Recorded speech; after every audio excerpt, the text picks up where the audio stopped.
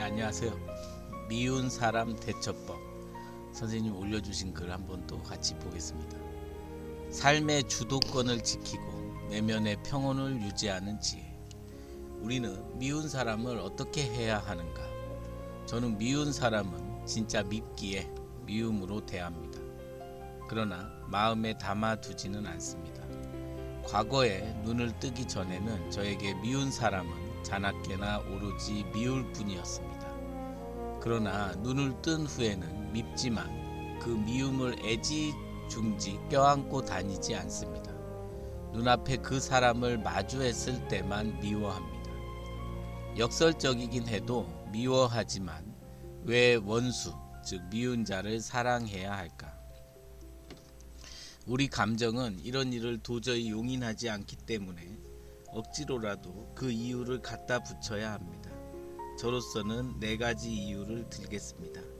첫째, 이 우주, 즉 이 세상과 저 원수놈도 다 내가 창조한 것임을 아는 사람으로서 할 일이기 때문입니다. 그러니 내가 창조한 것을 내가 사랑하지 않을 수 없습니다. 이 우주가 나이며 내가 이 우주라는 사실을 분명히 알기에 그렇습니다. 그리고 저 사람을 계속 미워해야 하는 일은 내가 저 사람의 정신적 노예가 된다는 뜻입니다. 저 사람이 내 정신에 고삐를 달아 수시로 잡아당기며 자기에게서 내가 벗어나지 못하도록 하는 것과 같지 않습니까? 계속 저 사람을 내 마음에 담아 미워하는 일은 나 자신 스스로 저 사람의 노예가 되겠다고 자진하는 일이 아닙니까? 내 마음의 주도권을 넘겨줘서는 안 된다는 점을 깨달은 사람으로서 마땅히 그래야 하는 것이 아닌가 합니다. 맞습니다. 우리가 빼앗겨버리면 진짜 삶이 주인 자리를 뺏기는 것 같아요. 둘째, 나를 위해서입니다. 나를 사랑하기 때문입니다. 그래서 나를 아껴야 하기 때문입니다. 원수가 나를 챙겨줄 리 만무하지 않습니까? 당연히 내가 나를 챙겨야 합니다. 애인이나 가족이라 할지라도 진실로 나를 챙기지는 못합니다. 말이나 마음으로는 챙겨줄 수 있겠지만 근본적으로 챙길 수 없는 영역입니다. 내 마음의 안정과 평온을 해치지 않기 위해 나아가 내 생명을 가치없고 밝고 건강하지 아니한 곳에 낭비하지 않기 위해서 원수와 미운 사람을 사랑해야 하는 것입니다. 내가 내 삶을 단속하지 않으면 그 누가 단속하겠습니까? 원수가 사랑스러워서 사랑하라는 것이 절대 아닙니다. 미워하고 보복하려고 애쓰는 과정에서 내 생명의 에너지가 소모되고 몸과 마음 또한 극도로 피폐해져 망가지기 때문입니다. 그리고 미움과 보복의 마음을 계속 유지하고 또 실제로 보복을 행한다 할지라도 보복이 주는 속 시원함보다 더 큰 현실적 내상과 손실을 감내해야 하기 때문입니다. 내 인생을 다 바쳐서라도 보복하거나 응징해야 할 충분한 가치가 있고 또 그 과정을 즐겁고 행복하게 즐길 수 있을 정도라면 모를까. 그렇지 않다면 보복에 드는 에너지를 나에게 유익한 에너지에 사용함으로써 나를 충실히 성장시키는 것이 오히려 낫다는 뜻입니다. 당장에는 알 수 없으나 먼 미래에 나의 여건이 좋아졌을 때 자동적으로 보복할 수 있는 기회가 올 것을 대비하여 그렇게 하는 것이 좋다는 뜻입니다. 셋째, 원수라는 말은 일종의 이정표이자 도로의 표지판이며 안내문입니다. 이 이정표가 가리키는 장소와 방향은 지옥이라는 곳입니다. 이 지옥으로 들어가는 입구, 즉 여기부터는 위험구역임을 미리 알려주는 표지인 이 원수라는 단어를 사랑하지 않을 수 없습니다. 어쩌면 고마움까지 느껴야 합니다. 이 표지를 보는 순간 마음의 원수라는 생각이 떠오르면 내가 마음의 평정을 잃고 삶을 낭비하려고 하는구나. 내 생각에 내 스스로 속아 내가 나를 지옥으로 끌고 들어가려 하는구나 하는 자각과 아울러 평온 속으로 마음을 신속히 돌리게 됩니다. 경기장의 경고 카드와 같은 역할을 해주는 것입니다. 이 원수라는 말을 일종의 이정표. 이게 오늘 제목으로 해야겠네요. 맞습니다. 그러니까 이거를 이렇게 인식하면 우리가 한 생각 남의 흠이 딱 떠오르면 그때 자각하라고 하잖아요. 그런 것처럼 우리가 뭔가 남의 흠을 혹은 원수라는 생각이 떠올랐을 때 이것이 이정표구나 라고 자각하는 그런 방편을 쓰는 거 굉장히 좋을 것 같습니다. 넷째, 저 미운 사람은 타산지석 역할을 합니다. 저 원수 같은 사람이 나에게 하는 짓과 똑같은 짓을 내가 다른 사람에게 하는 경우를 막아줍니다. 즉 역지사지하는 마음을 기를 수 있습니다. 시간을 아껴 나를 기르고 강하게 만들어 먼 훗날 내가 더 높고 크고 단단해졌을 때 원수로서의 가치마저 저절로 소멸된 상태가 되도록 보복 또는 안갚음의 초점을 상대가 아니라 내게로 돌려놓는 게 현명합니다. 즉 원수는 긴 안목으로 보복하고 갚아야 한다는 뜻입니다. 저는 아이들 가르치면서 이제 한 20년 가까이 되니까 아이들하고의 그 관계가 원만하게 될 수 있게 최대한 좀 많이 이렇게 좀 배웠던 것 같아요. 그래서 어떤 식으로인지 모르지만 어쨌든 타산지석을 삼아서 아마 제가 많이 이렇게 저의 모난 부분이 좀 이렇게 달아 없어졌구나 이런 생각이 들 때가 간혹 있어요. 그래서 공부라는 게 참 이렇게 하루하루 어쩔 때는 뭐 똑같은 얘기일 수도 있고 어쩔 다 아는 얘기라고 생각할 수도 있지만 자신의 마음을 한 번씩 계속 이렇게 되새김질 해본다는 건 굉장히 도움이 되는 일이라고 생각합니다. 수행자의 미운 사람에 대한 연기적 선적 대처. 요약: 사람 탓을 하지 말고 조건을 보며 미움을 붙잡지 말고 미움을 만든 원인을 봅니다. 미운 그 사람보다 그 사람이 처한 조건을 두루 살핍니다. 성장 환경, 습관, 상처, 무지, 두려움 등의 조건을 봅니다. 헐뜯고 비난하는 전문가인 우리로서는 진짜 하기 힘든 일을 해야 합니다. 그렇지만 성공부를 하는 우리로서는 앞으로 꼭 해야 하는 일입니다. 즉 상대만 보지 말고 내 마음을 꼭 봐야 합니다. 내가 왜 저 사람이 미운지를 꼭 살펴야 합니다. 내 자존심, 지나친 기대, 내 집착, 내 상처 등의 내 조건을 살펴야 합니다. 객관적으로 보면 대부분 내 마음의 크기가 좁아서 그런 경우가 많은데 인정을 잘 안 하려고 합니다. 사람과 그 행동의 구분. 사람 자체를 미워하지 말고 이해와 자비는 가능하다. 잘못된 행동은 따로 짚어야 합니다. 그리고 필요하면 거리도 둬야 합니다. 미운 사람 대응책 요약. 종교나 영성적 차원의 인간에 대한 범포용성을 발휘하여 원수도 껴안습니다. 응징유예. 철저히 미워하되 당장 보복할 능력은 없으니 보복 역량부터 기르는 데 초점을 둡니다. 일생이라는 시간을 두고 대갚아주겠다고 마음먹으면 지금의 마음과 감정 상태가 시간이 감에 따라 묽어지고 옅어지는 변화 효과를 누릴 수 있습니다. 마음 수양 명상. 미운 감정은 나의 몸과 마음을 해친다는 점을 수시로 새기면서 감정을 내려놓습니다. 나의 몸과 마음부터 살려 놓아야 싸우든 보복을 하든 할 수 있는 것이 아니겠습니까? 도저히 혼자서는 안 되겠다 싶은 경우 의사나 전문가 상담을 통한 심리치료, 약물치료, 치유를 활용합니다. 미움을 바라보는 여러 시각. 정판교의 바보경의 시각을 조금 변형하여 인용하겠습니다. 치욕스러운 욕설이나 비난 앞에서 원수를 사랑하는 수양의 경지에 이르기란 쉽지 않습니다. 그러나 적어도 자신을 소중하게 생각하고 타인으로 인해 내 기분과 건강이 영향을 받지 않게 할 수는 있어야 합니다. 원수를 위해 마음의 불을 지나치게 태우지 마십시오. 자신의 몸을 태우지 마십시오. 영국 희곡 작가 섹슈피어의 말이랍니다. 화를 내는 것은 다른 사람의 잘못으로 자신을 벌하는 것입니다. 헛소문 같은 것도 아예 상대하지 않는 것이 좋습니다. 또한 이 책은 이런 점을 알려줍니다. 생활 속에서 미움을 잇는 법을 배우면 다음과 같은 이치를 깨달을 수 있습니다. 세상은 모순으로 이루어져 있으며 어떤 사람이나 어떤 일도 완벽하게 선하거나 아름다운 것은 없습니다. 원수지간이든 둘도 없는 친구든 혹은 소중한 연인이든 모범적인 배우자든 그것은 상대적일 뿐입니다. 그리고 이런 결론도 내려두고 있습니다. 다른 사람을 부러워할 필요도 자신에게 까다로울 이유도 없습니다.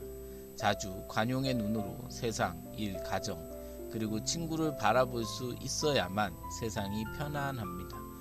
미움을 잇는 것은 바로 인내입니다. 동료의 비난, 친구의 오해, 지나친 언쟁과 반격은 실제로 아무것도 아닙니다. 오직 냉정, 인내, 용서가 무엇보다 중요합니다. 한 걸음 물러서면 바다가 드높고 하늘이 광활하다라는 말도 이런 이치를 뜻합니다. 미움을 잇는 것은 바로 기쁨입니다. 바로 대범함입니다. 가는 곳마다 말을 맬 풀밭이 있고 집집마다 장안으로 가는 길이 있습니다. 사람에게 후하고 너그러우며 마음이 잊은 것은 성공으로 가는 길입니다.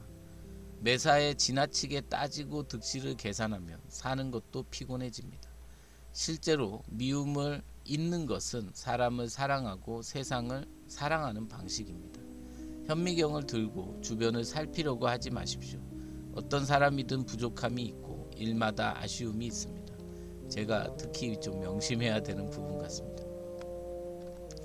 미움을 다루는 다른 시각들, 예수의 말을 한번 보면 율법에서는 너희들은 내 이웃을 사랑하고 내 원수를 미워하라 하였다는 것을 들었겠지만 예수는 마태복음 5장 43절에서 44절에 이렇게 얘기합니다. 나 너희에게 이르노니 너희 원수를 사랑하며 너희를 박해하는 자를 위하여 기도하라. 그래야 너희가 하늘에 계신 너희 아버지의 자녀가 될 수 있다라는 말입니다. 이는 마음 자체에 아예 원수라는 생각을 세우지 말라는 말씀입니다.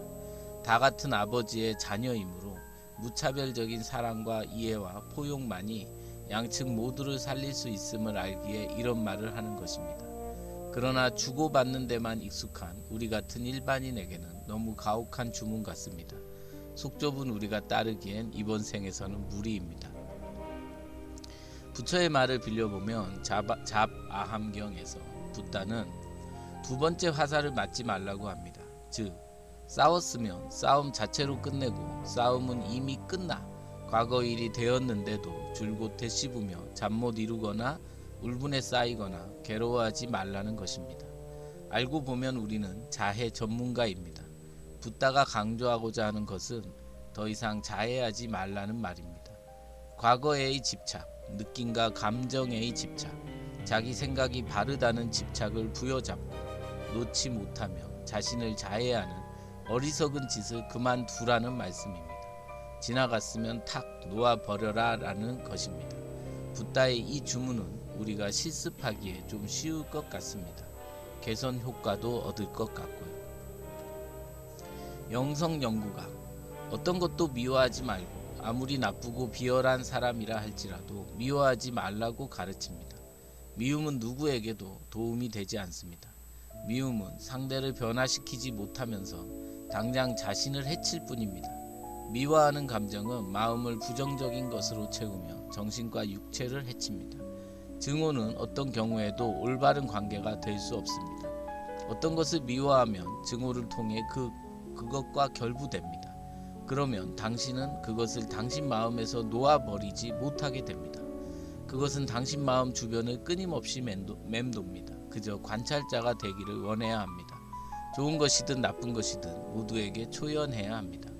만약 미워하는 감정을 갖는다면 당신은 영성의 핵심인 초연함을 발전시키지 못하게 됩니다. 저는 개인적으로 공부하면서 제가 마음속에 이 조바심이라는 게 굉장히 저한테 큰 장애였구나. 그래서 지금 초연함이라는 말을 들으니까 저는 그거를 많이 응용했던 것 같아요. 조바심 낼 일 없다라는 게 매번 제가 뭐 감정이 요동치거나 혹은 뭐 다른 어떤 불쾌한 일을 겪을 때 조바심을 우선 줄이자. 조바심 내서 해결될 일이 아니다. 이런 어떤 자각을 좀 하는 것 같아요. 그런데 당신은 어떻게 할 것인가? 자, 이제 한번 볼게요. 붓다와 예수는 제외하고 누구나 마음속엔 미운 사람 한두 명은 다 있게 마련입니다. 없다고 하십니까? 솔직해집시다. 부정하지는 마십시오. 다소 쫀쫀하게 구는 것 같지만 우리에겐 제가 말한 원수를 사랑해야 하는 이유가 좀 더 실효성이 있다고 보는데 어떠십니까? 미움을 잊으라고 한들 잠자리에 들면 머리에 떠오를 것인데 잊어라 한다고 잘 잊혀지던가요? 많이 경험해 보지 않으셨습니까? 원수, 미운 사람? 그 사람들도 바보는 아닙니다. 다 압니다. 나를 얕잡아 보고 그러는 겁니다. 내가 만만하니까요. 눌러도 끽소리 못한다는 걸 압니다. 맞지 않습니까? 지금 즉시 맞대응할 뾰족한 수라도 있습니까? 아니면 힘, 돈, 능력이 있습니까?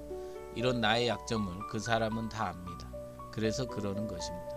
기분 나쁘겠지만 충고 하나 하겠습니다. 군소리 말고 너의 약점부터 보강해라.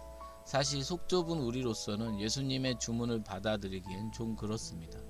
제 마음이나 당신 마음이나 비슷할 것이니까요. 아무래도 제가 드는 이유보다 붓다가 든 이유를 더 신뢰할 가능성이 클 것 같습니다.